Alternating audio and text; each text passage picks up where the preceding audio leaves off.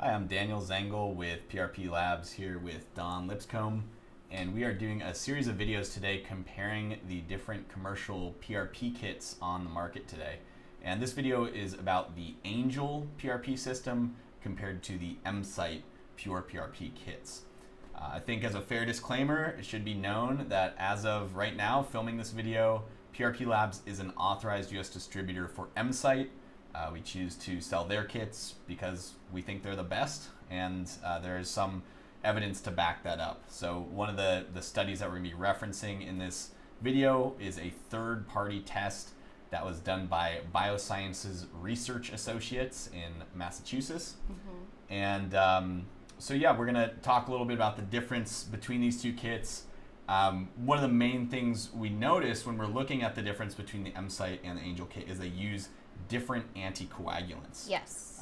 So Don, can you tell us a bit about the two anticoagulants that we're using and how that could affect outcomes? Absolutely. So, so the Angel kit uses ACDA, and this is actually what they use at blood banks, for instance, in order to store blood for as long as possible. Right. Basically, so that it can be given to patients, transfusions. And the EmCyte kits use 10 milliliters sodium citrate. So I'm going to bring in an extra third-party study Sure. To discuss this that actually did not use PRP kits. So this study actually examined just the effects of anticoagulants on platelet recovery and how that affects the release of growth factors. Okay. Two things we definitely need to know when we're preparing PRP. Exactly. So they tested actually 3 anticoagulants. One was EDTA, sodium citrate, and then ACDA. Got it. So they did an initial platelet count, did 1 round of centrifugation, and then did a platelet recovery count. Got it. So the absolute best was sodium citrate. It came in at 81.21% recovery. Okay. So this was followed by EDTA, which was at 76.15. And then coming in a little bit shockingly low, I didn't realize it was going to be this low, was ACDA at 45.71. Got it. Okay. In terms of growth factors, so they actually saw that growth factor release. Now, mind you, they just put the platelets in a petri dish with some. It was some sort of MSC, I think. Okay. Mesenchymal stem cell. Yeah. Okay. But it was like a specialized one. Like one that had already been differentiated. Oh, okay. And then they just looked in vitro at the growth factor production over time. Okay. Yeah. So they didn't really see any statistically significant differences, but mind you, again, this is in vitro, and they just left them in there over time. This is the Oh, PRP it was osteoblasts. That's what they used. Osteoblasts. Yeah. Okay. And so they had a petri dish where they essentially have these They have osteoblasts, and then they're using the different They just put in the PRP into there and just let time take its to see course. how well the osteocytes, how fast they differentiated. Is that what yes, they're measuring? Exactly. Okay. So they were measuring that, and then they would also take samples.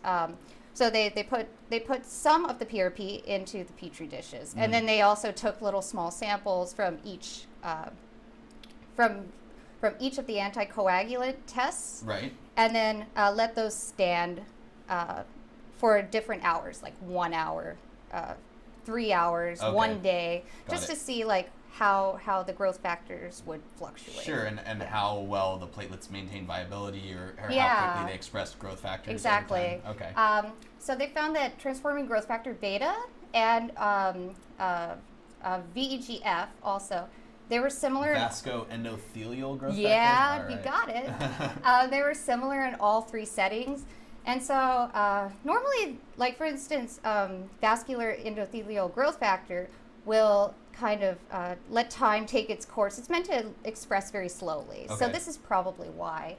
However, platelet-derived growth factor, BB, which is actually specific for osteoblasts, was highest in the EDTA sample. And I think this is one of the ones that's expressed rather quickly. Got it. Okay, so what that would suggest is that the EDTA as an anticoagulant also causes a more rapid expression of growth factors from the platelets? It also might mean that maybe there were more viable platelets in the platelet recovery. Okay. Like, so they had 76% platelet recovery. Sure.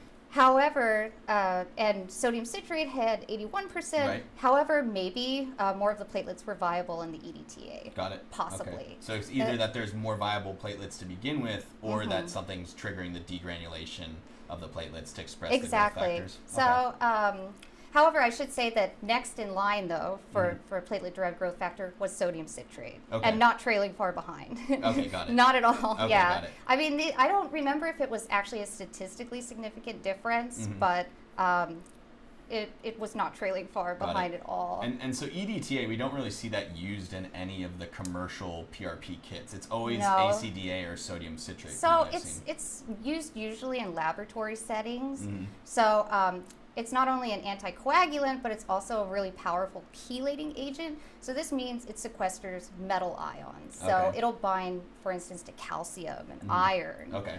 So it wants to bind to. You use it as an anticoagulant because you need calcium in order to start the clotting cascade. Okay. So that's part of why it's so efficient. Yeah. It also actually will give more stability than citrate to small bioactive peptides. Okay. And it'll also minimize protein conformational changes. So I have no idea what that is. basically, so like the proteins in your blood are constantly like responding to the environment. Sure. So like sometimes they'll be active, for Right. instance, sometimes inactive, Sure. sometimes they'll change like pH and pH temperature, the ionic concentration, which is related to pH, will Right. change the morphology of the proteins. Okay. And so EDTA is actually also used to preserve things at really high doses. So, Okay. so this might not actually be that great to use for putting something back into the human body. Got it. Okay. So even though it causes all this stability, Yeah. then you still gotta like get the platelets then to sequester their growth factors. Yeah. And there is some suggestion that EDTA might affect the morphology of the platelets. Oh, I see. Okay, and that would change everything. In terms of Exactly. what they do, how they function. Exactly. So this is why sodium citrate is a much better alternative, and you only had, I think, just a 4% difference in platelet recovery Between what? between EDTA and sodium citrate. Right. So, But there's a pretty significant difference in platelet recovery from sodium citrate to ACDA. yeah. So. And And also, actually, EDTA was slightly lower, than sodium citrate in terms of platelet recovery. There's just Okay. more platelet-derived growth factor in the final calculations. Got it. Yeah. Okay, so relating that, what we know about ACDA versus sodium citrate, Mhm. back to the third-party study Yeah. that was done by Biosciences Research Associates, we'll see that the Angel kit, sure enough, has an overall platelet recovery rate that is lower than the EmCyte kit. So EmCyte had, I believe, an 81% platelet recovery, whereas Angel had a 49% platelet recovery rate in these third-party tests that were done. And the paper I was referencing, like sodium citrate had an 81.21% recovery rate, and ACDA had 45.71.